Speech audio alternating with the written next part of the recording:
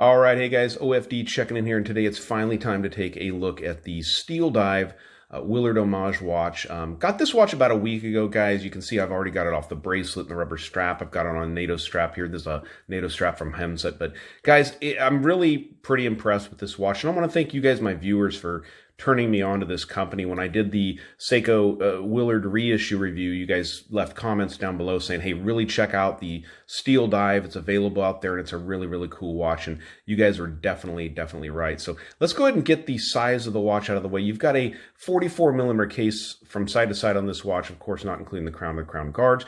46 lug tip to lug tip. You're looking at 13.7 from the bottom of the case back to the top of the sapphire crystal, and the watch is employing 20mm lug openings. Inside the watch, you're running the Seiko NH35 movement, or the SII, I should say, NH35 movement. Good movement. We're seeing it in so many micro brands nowadays, and different watches coming out everywhere running this movement. It's a great movement, 24 joules.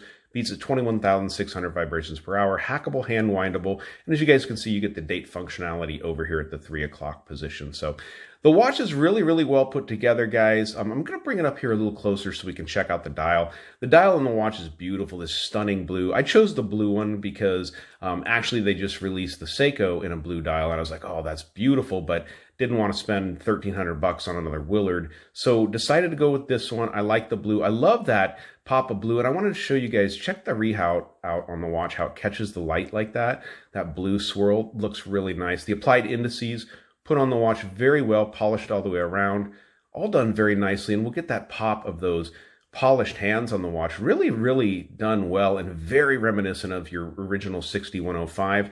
The sweep up there of that stoplight second hand, also very reminiscent of the original Seiko watch. And I do like that outline date window, which the new reissue doesn't have.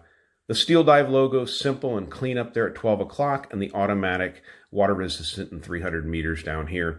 So the watch wears really well. I will tell you guys, I'm going to set this down for a second and bring the bracelet up here. The bracelet's nice. It's just a split pin bracelet, but really it's nothing to write home about. I'm not really a big fan of it. To be honest with you, I'm not a big fan of the Seiko bracelet either. That's why both the watches are on NATO straps. But it just, I don't know, there's just something about it. Actually, I did some wood chopping when I first got the watch. I know guys are like, wood chopping with an automatic watch? Yeah, but I did. And actually what was crazy was I got black all over my wrist from wearing the bracelet. I think there's some polishing compound still in it or something, but that was kind of weird. But this watch also came with the rubber strap, which a lot of you guys know the rubber strap on the watch is common. So get that bracelet and stuff like that out of the way. Everything on the watch head is great. The ceramic bezel insert is absolutely beautiful and shiny. Works really, really good. The bezel locks in quite well. You know, everything lines up good. One thing I will note on this is, and I'll show you guys to the side here, you can see that ceramic bezel insert, it sticks up slightly higher than the bezel itself, so it's got a little tiny sharp edge on it, but barely noticeable. And there is a similar issue on the actual Seiko Willard where it's just the opposite. The bezel sticks up a little bit higher and it has a sharper edge. So you can see the bevel on that sapphire crystal there. Looks really nice. And since we have it here on the side, we'll check out the brushing on the top of the case.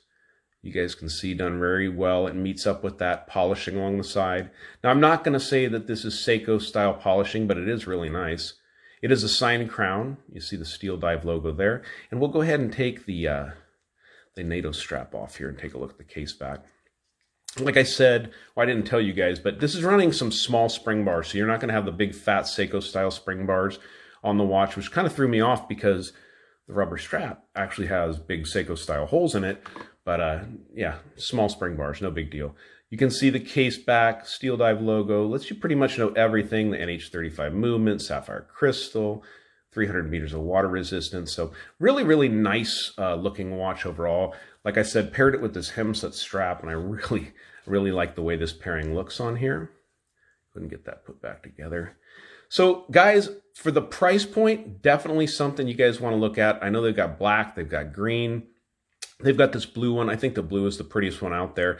But I'll leave a link to the website where I picked this one up. I can't remember the name of the website, but it'll be down below in the description. They had pretty much every Seiko Homage out there. I call them Phacos. I shouldn't call them that, but I call them Phaco watches. But it's not really a Seiko, but it looks just like a Seiko. It's running a Seiko movement, and they just have these different names to them. I wouldn't be surprised if a lot of these watches from Sharky. I got my Sharky diver over here. This is another Phaco here. This one has no AR coating on the crystal. Look at that. But this is my Sharky Marine Master Homage. I guarantee you all these watches are probably made in one factory, get different names put on them and whatnot. But all right, let's go ahead and pause it. Get this watch on my 7-inch wrist and definitely stick around for the lume shot. This one has a lot of lume. All right, so here's the watch on my 7-inch wrist. Fits the wrist really, really well.